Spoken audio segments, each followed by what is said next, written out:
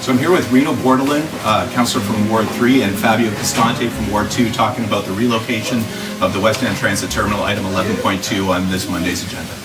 So I'm Fabio Costante. I'm a city councillor for Ward 2. We've got the transit relocation debate that's coming to council on Monday. There's many elements to this debate. At its core is looking at transit service delivery in the context of neighborhoods and riders. And what's being proposed is that the terminal move to Hotel Dieu Grace Healthcare. The folks that live in Sandwich Town don't want that because a lot of them ride transit and they walk to the terminal. And the folks that live around Hotel Dieu Grace Healthcare don't want it because of already congestion and parking issues in those neighborhoods. And also there's lack of interest of transit in that neighborhood as well. So for all those reasons, it's become a very big community concern. There's financial implications as well that we're going to talk about, but those are the community concerns. I think the unique aspect here, and what I keep coming back to, is fair and a good amount of public consultation, and a good amount of public consultation on both sides. Is it better for the transit riders and users, and how does it impact the neighborhood? You can make parallels to the discussion with the hospital location, right? It's just like the hospital people will say this is the best place where we can deliver our services, and then the other side says, right, but it's the wrong place for all the other reasons, for urban planning.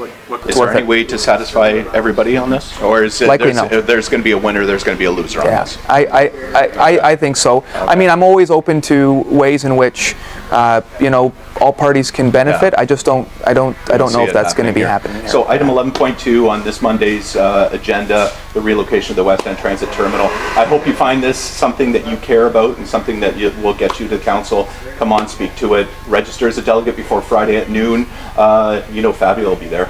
I think Rino's going to show up too. He's going to look a lot better too. Trust me, we're going to clean him up. So we're going down. We've got a bunch of alley closures. We've got the BASF Economic Revitalization Community Improvement Plan, which is basically retaining 185 jobs. They're building a paint booth. We've got a facade grant thing that we're looking at. We've got TRW is another Downtown Windsor CIP grant application. This is all stuff that you've probably seen. We've dealt with that with the planning committee. And Downtown Windsor CIP on Wyandotte Street West, a couple new residential units. So that CIP, Downtown Windsor Enhancement Strategy, CIP, is really paying off. And you can see the smile on this guy's face because, Reno had a lot to do with that. And what have we got out of this thing so far, Reno? We've got like $60 million in promised investment on the CIP. Yeah, more importantly, hundreds of units. So how many units? Give us a brief rundown of what we've got so far. Well, the Paroli one is the biggest one that's going to have shovels in the ground this spring. So that one's going to be, I think, 155 units that we'll see hopefully done early next year. There's the one that was approved at Park and Victoria, which I think was 140 units. No. Then the smaller ones that were like the Hive, which is the old Don Cherry's, which I think was 6 or 8 units upstairs. Yeah. So I mean, even just those ones show that we're well over 300 units approved and on our way to adding to the downtown core. Residents coming downtown, patronizing the shops and all the great amenities that will come with it. It's an amazing thing for the downtown. Another item is 8.19, which both Rino and I sit on WIVIAC, which is a Windsor BIA advisory committee. And so the BIAs are very concerned about the costs associated with street closure for festivals. This is something that we dealt with last night. The parks came forward with the new updated rec fees, and there's 18 to 30% increase in the cost of street closures. And this is something that is coming up again through WIVIAC. So, give us a rundown on why this is a concern for the BIAs.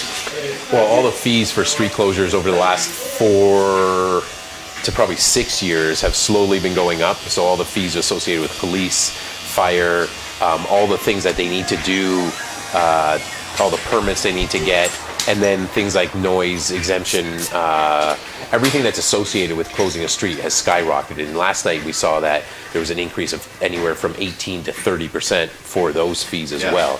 So it just makes it harder and harder to do an event where people are going to close a street and have, you know, a street festival. So we've heard it from the BIAs and the businesses that it's getting to the point where they can't afford to do it.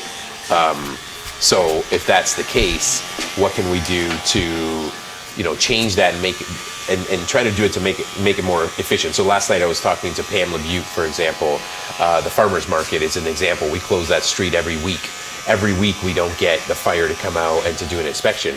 So if we know what it's going to take to close that section of Palliser, or you know, the area in Walkerville for the festival every year, why do we need to get a fire inspection year over year over year? So there's different ways to find more efficient, better ways to sort of come up with a system for street closures where we don't need to involve multiple departments every time, where it's costing everybody a lot of money.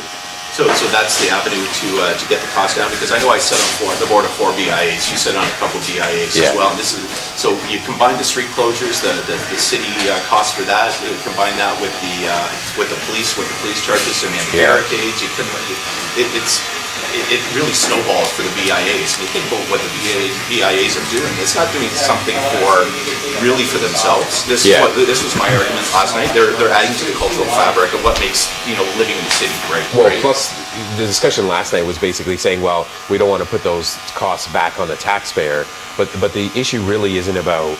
It's not. The thing is, what we're trying to do is not incur those costs. So that we don't need the fire department to come out every 6 months to the same location, and when nothing's changed, to give the same report that, oh yeah, you can close the street if you put a barricade here, we need this much room if a truck goes through. You know that that's going to apply to this block of Ouellette or this block of Wyandotte, for example, then it's just there and it's on your file. So we're working on this. With Pat's going to come back with a report to us in ways that we can streamline it. So that's in a nutshell. That's what's happening on Monday. But coming up on the Wednesday, we have the standing committee as well, which is it's got a couple interesting things on it. It's that is Wednesday, March 6th at 9 a.m. and that's right in Council Chambers. It's a public meeting. You're welcome to attend that one as well. So there's this is kind of the standing committee that deals with a lot of the fun stuff. So Windsor Eats again is coming out with another new festival, the Urban Wine Fest. So we're going to be discussing that. Significant municipal event status. So that's something that the HECO makes council declare. So that's all the festivals that happen at the waterfront. We declare those significant municipal events so that they can get funding, so they can sell their booze and stuff there. City of Windsor Lancaster Bomber progress report is coming back. The city, we fund it to the tune of I think about $50,000 annually. We fund the Lancaster Bomber, and this is their annual report coming back.